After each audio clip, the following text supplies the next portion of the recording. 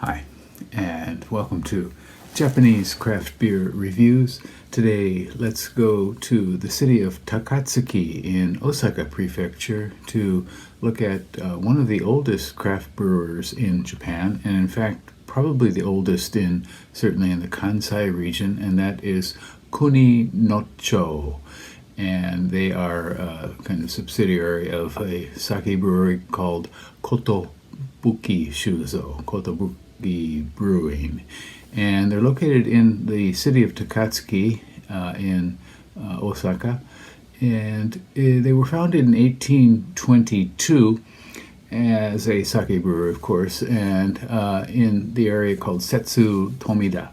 And they were apparently quite successful, but then the rise of the Nada region near Kobe and Fushimi region near Kyoto as sake powerhouse areas kind of dented their fortunes, and it took them apparently a while to recover, but they are still brewing now. And they started brewing craft beer from 1995, and they were the first craft brewer certainly in Osaka Prefecture.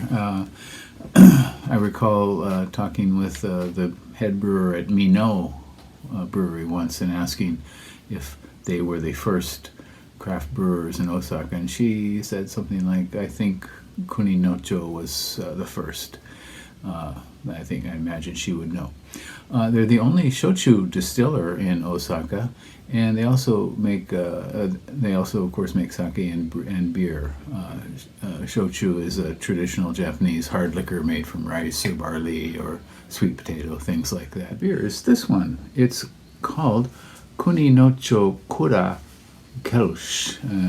Kura is kind of like a warehouse, for storing grain and things like that. And this is a Kölsch style, which is the style predominant around the city of Köln in Germany, or Cologne in English. And on Rate Beer, this one had no ratings. I was kind of surprised that on Rate Beer that such an older brewery as Kuninocho had very few beers listed. In any case, they make a Kölsch, an amber, and the various basic German styles. Many craft brewers started out by making those styles: Kölsch, amber, pills, things like that, and some still do, including Kuninocho. Untapped, there were 207 ratings when I checked, and the average was 3.41. Pretty reasonable for a style as kind of unpopular as this. 5% alcohol and 25 international bittering units. This one cost 369 yen, and it was on a discount because the drink by date is coming up in about 2 weeks or so. This one also won a gold medal apparently at the Japan Great Beer Awards in 2021. It's an all kind of a Japan-only competition. And then the Asia Beer Cup in 2011, so 13 years ago, won a bronze prize. So that's that. Should we give it a go? One thing I find unusual is a brewery that's been going as long as they have still uses these caps, which are basically kind of generic caps often used by home brewers and things like that. I think a brewery that's been going for a while should have probably their own caps, but in any case, what's most important is what's in here.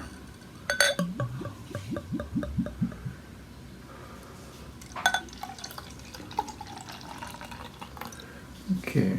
All right. You smell it right away. It is a kind of an amber orange color. Pretty substantial carbonation going up there. And about a half finger of frothy white foam. Okay, rather fruity nose. Overripe fruitiness.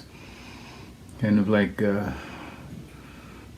sour dates or something. Not the most appealing.